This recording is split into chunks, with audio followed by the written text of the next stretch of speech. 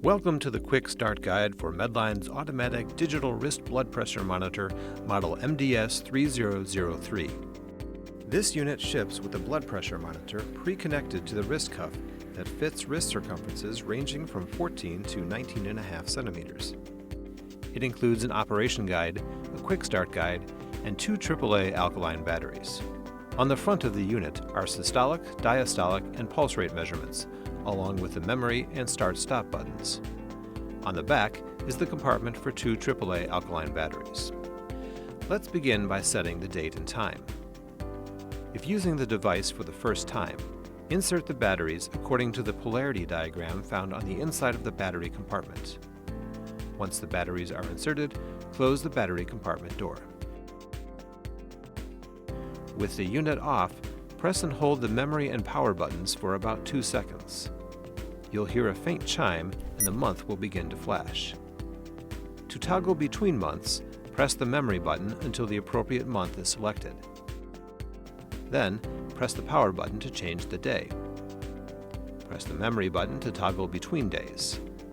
When the correct day is selected, press the power button to set the time.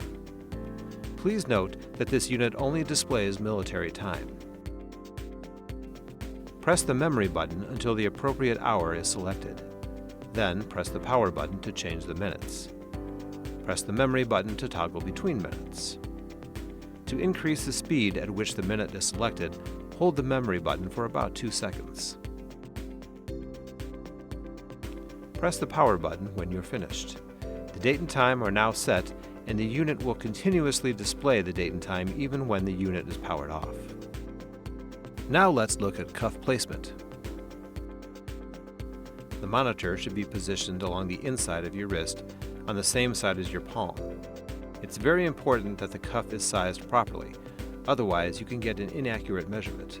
The cuff should fit snugly but comfortably about 1 to 1.5 centimeters below your wrist. The blue and white triangle on the inside of the cuff should be arranged with a sizing arrow on the outside of the cuff. Here we can see that the triangle falls within the proper range. When you are about to take a blood pressure measurement, please make sure you're seated and your elbow is placed on a flat surface with the palm facing up. Place the white plastic armrest below your forearm to help keep your arm steady.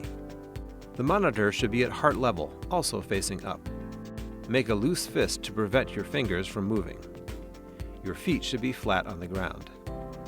Some helpful tips about blood pressure. Genetics, age, sex, altitude, physical activity, stress, certain medications, or even the time of day can all influence blood pressure. Avoid continuous readings. Wait a minimum of 1 to 1.5 minutes between readings to allow blood flow in the arm to return to normal. At least 15 minutes between blood pressure measurements is ideal. Home blood pressure measurements may vary as much as 10 to 20 points from those taken at your doctor's office. Now let's use this unit to take a blood pressure measurement. The cuff is applied to either wrist and the power button is pressed to begin the measurement. The cuff inflates until it gets to above what it expects the systolic pressure to be, and then it starts decreasing. When the measurement is complete, you'll see the measurements flash on 2 screens. The first screen shows the systolic pressure at the top and the diastolic at the bottom. The second screen shows the pulse rate with the letter P. On the left is a color indicator that correlates to your results. When taking a measurement, you can stop the inflation of the monitor at any time by pressing the start button. This unit can store up to 60 past readings. When more than 60 readings are stored, the oldest ones will automatically be replaced. By pressing the memory button, you can see any of the past readings. The letter M indicates you are in the memory bank, and the corresponding number lets you know which reading you are looking at. The first measurement is your most recent reading. Keep pressing the memory button to cycle through the older readings.